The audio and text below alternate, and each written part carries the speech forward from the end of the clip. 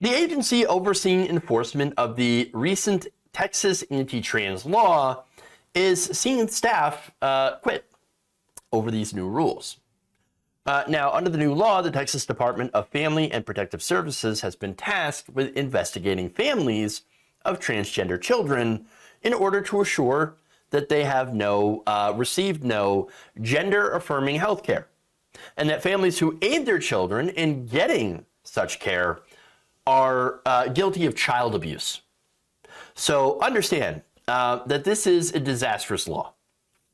Doctors, teachers, nurses, and others are now required by law to report instances of this to the Department of Family and Protective Services. So now people working there are not happy with this.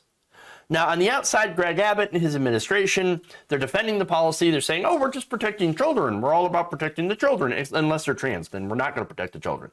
Oh, okay, great. Now, on the inside, the agency itself has seen a ton of turnover.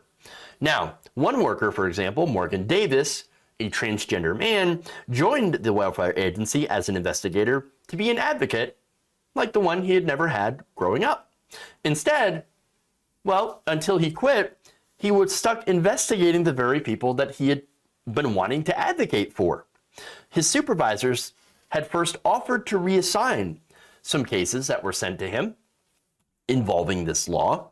However, he said, no, that's okay. I'm still going to do it because maybe I can be there and be a force for good. You know, I'm going to show them that there's nothing to worry about and that, you know, you're valid and you're doing a good job and really to look out for the kids, right? So now he said, if somebody was going to do it, I'm glad it was me.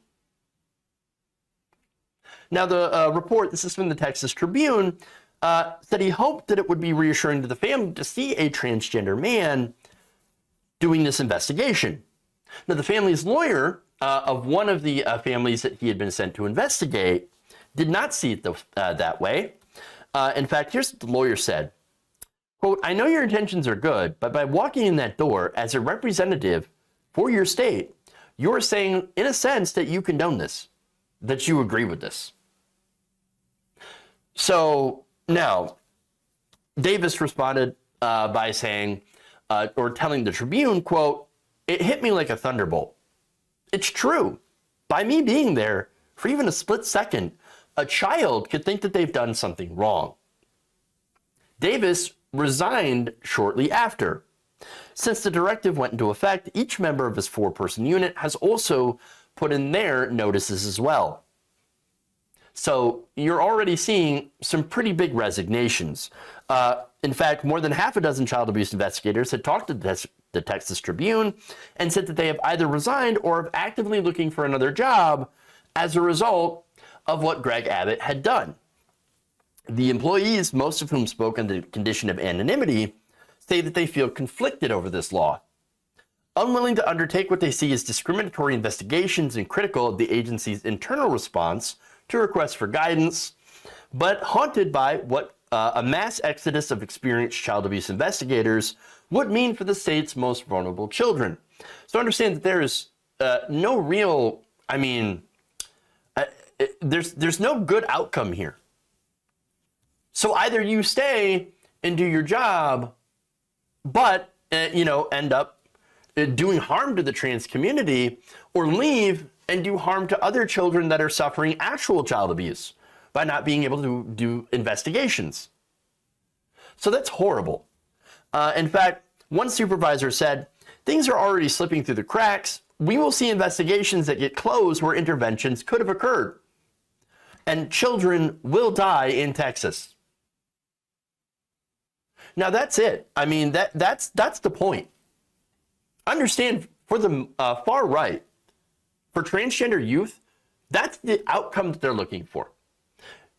Trans youth that undergo gender-affirming care are much, much less likely to harm themselves, to have suicidal ideation.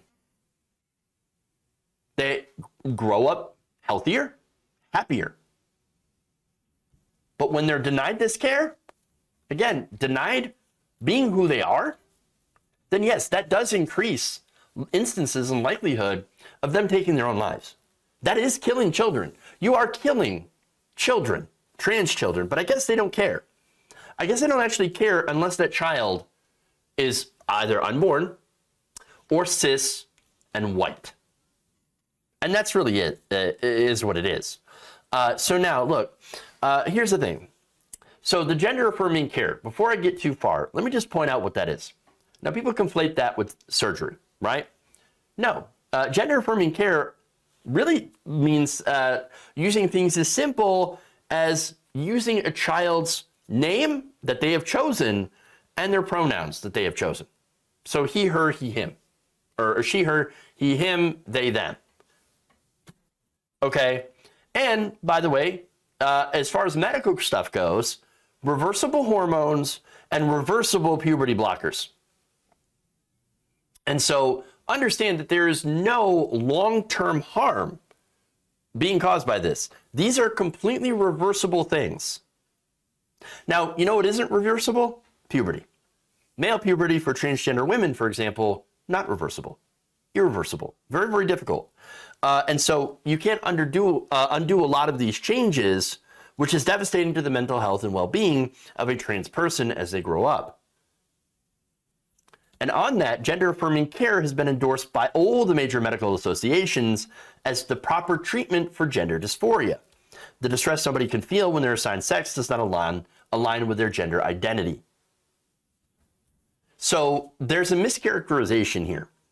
And I say that lightly when it comes to this kind of care when they're discussing this in the news. Because all you hear, for example, on Fox News, conservative media, and yes, even some left-wing media, you have people that, like J.K. Rowling, for example, that are saying, oh, you got minors having surgery. No, that's not. That's not what's going on here. In fact, that's incredibly, extremely uncommon among transgender minors. Again, I think all of us can agree that no, we're not going to do that kind of surgery intervention on children. We're all against that. Now, as far as things like hormones and puberty blockers, well, that's different. Because again, these things are reversible so that if somebody ends up changing their mind later, then they can do that. And so that's the important point. And that's the thing that gets conflated all the time. That is gender affirming care. And that it should be available to minors. So again, because it is reversible and it's not harmful in the long term. So now, that said, there's a lot of steps here as well in transitioning, in doing a medical transition, a lot of rules that have to be followed. They're not cutting out people's junk willy-nilly, all right? That's not what's happening. Again, this is a long process that people have to go through that involves a lot of mental health screenings. So anyway, now the most damning part of this bill, other than, of course, going after trans people, is the fact that it turns Texans against each other. One person who made a report to Davis didn't want to do so, but felt compelled because they were afraid of the consequences of what would happen if they didn't report it to the state. Okay. Now, one person that Davis had recounted was sobbing on the phone, distraught that they had to report that family, that they felt that they had to report that family or else they would get in legal trouble. They didn't want to get put in prison. They said to me, quote, "Just promise me that you'll be kind." When he visited the family, of course, there was nothing out of the ordinary. The house was clean, pantry stocked, the kids were healthy and happy. They were well loved, well cared for. And so when he was there, Davis was trying to be reassuring, reiterating again and again what a good job the parents were actually doing in raising their children in a safe and loving way. The family, however, was terrified. Quote, "It was just heartbreaking to me, to everyone, to see what we were doing, to see what we had become." Even though Davis had told the supervisor that there was no evidence of abuse, an investigation into that family remains open to this day. An investigation into what? Into what? What abuse is going on there? What abuse? Gender affirming, that's all they're doing, is being good parents. You know what this is? This is 1984. This is big government. This is forcing people to report on each other, to narc on each other, because they're living in a way that the state doesn't like. Now, they're not harming anybody, not harming themselves. So what's going on? The irony here is just absolutely indescribable. Conservatives are constantly railed about the government. Big government. Oh, get out of our lives. Get out of our lives. They're over here cheering on a bill that tells the government to get right up in your life. Right in your life. Investigate your family. How dare they do gender-affirming care? I'm not comfortable with that. So you need to get the government in there and get these people that are arrested for child abuse. No, it's disgusting. No, the only people they care about is white, straight, cisgender Christians. That's all they care about. They don't care about trans lives. To them, trans lives don't matter. LGBTQ plus lives don't matter. No. The only people these conservatives want to get out of the, I should say, these conservatives only want the government to get out of their lives, but into everybody else's. Disgusting. By the way, employees from the Travis County DFPS office, you know how they found out about this? From the news. They had to find out about this directive from the media. They were shocked and devastated to see their agency become this politicized. In fact, according to a meeting agenda reviewed by the Tribune, supervisors were told in a meeting that they needed to notify their chain of command when they received one of these cases. And that the agency's general counsel would be working on guidelines to determine how to rule on these cases. They don't even have guidelines yet. Several employees said that they were told to mark all the cases under Abbott's directive as sensitive, a rare designation, usually reserved for cases in which DFPS employees are personally involved. Again, weird. They were also instructed not to communicate about these cases in writing, a directive that was very unusual, employees say, and also added that it was unethical and risky. Investigators and supervisors also said they don't typically investigate cases if the only allegation is that a parent is giving their child medication prescribed by a doctor, which is, again, in the cases of gender-affirming care, is what happens. They're prescribed puberty blockers, hormones, by a doctor. And so this is medication that's prescribed and given to them. Nonetheless, no. They're said at this department to investigate in the cases where there is medication. Now, the agency usually only got involved in cases where there was the opposite problem, when the parent would not give their child prescribed medication. But here, we have the opposite. Okay. In fact, this is priority, again, in this situation, supervisors at the emergency staff meetings said they were told cases in which parents were providing the medically prescribed gender-affirming care to their children could not be marked as priority none, which means they had to be investigated, forced to be investigated. This is literally a direct contradiction of the policy, because we were telling parents we don't understand that that we do understand that a doctor is telling you to do this, but we don't like it, said one senior level supervisor. When people on the call pointed out that these cases would not meet the standards for physical or mental abuse or medical neglect as laid out in the code, they were told that policy would be generated at a later date to match the directives. One senior level supervisor said the response seemed to be basically do it now and the policy will catch up later and everything will be fine.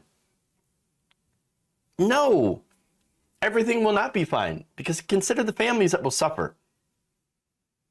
Consider the families that will suffer. It's exactly what's happening.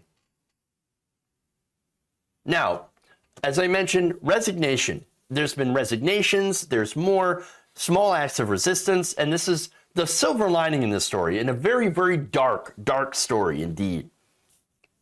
Last week, DFPS workers from several offices signed on to an amicus brief condemning the order. Several Travis County staff members wore t-shirts proclaiming their support for trans children. Others have added subtle rainbows to their office decor. Randa Mullinex decided to leave the Texas Department of Family and Protective Services. She then reached out to the ACLU to see how she could help block the directive from being implemented, even if testified at a hearing from a lawsuit filed by the ACLU against the directive. When Mullinex returned to the office after testifying, she said her office door was covered in thank you notes and her email inbox was overflowing with gratitude from families, lawyers, and fellow DFPS members or employees.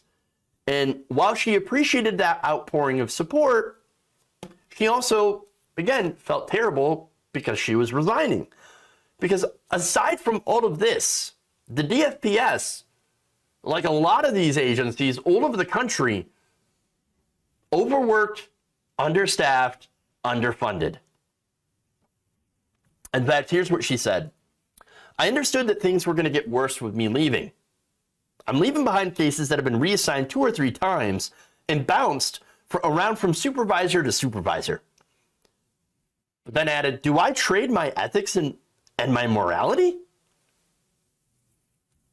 That's tough. The state is so far still dealing with the crisis of foster children without permanent placement who sleep in state offices, often for weeks at a time. Now, DFPS employees take turns, shifts, supervising these children. Supervisors did not get overtime for that work. They don't get paid for that, for taking care of these children. They said, somebody's got to do it. Somebody has to do it. We can't just leave these children in these offices alone. No, we have to. The state refuses to do nothing about that. But when it comes to harassing trans families of transgender children, of course, no, we got all the time and resources for that, for our culture war.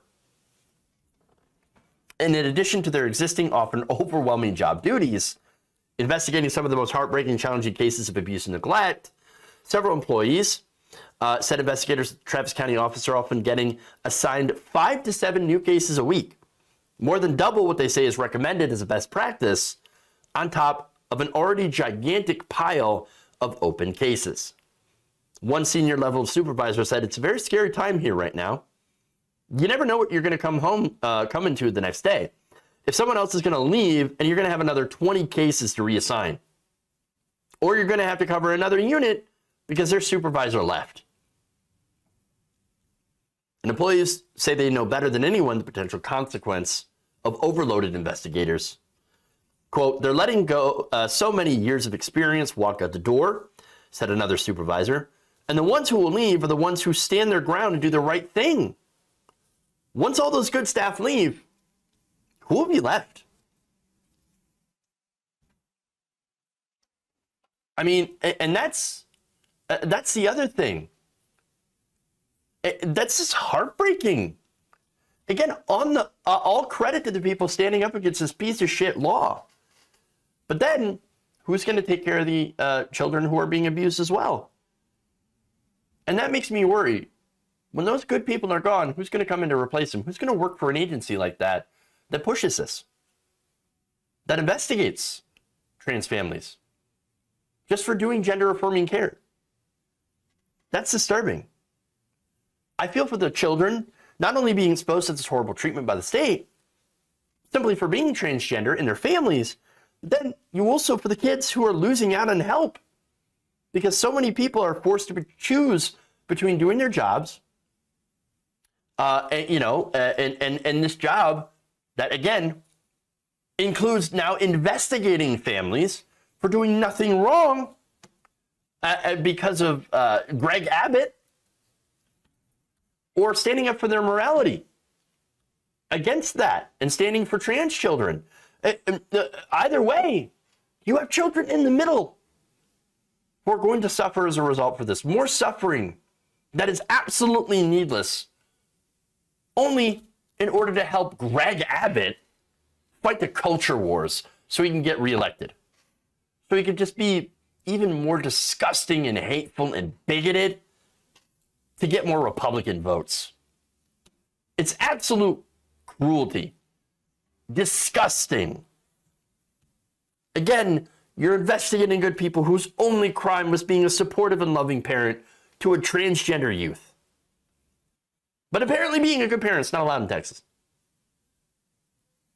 And by the way, Texas isn't the only place. They want to spread this law all over the country. You want to talk about freedom? That's not freedom. All this is state-sponsored cruelty, bigotry, and oppression. That's what they stand for.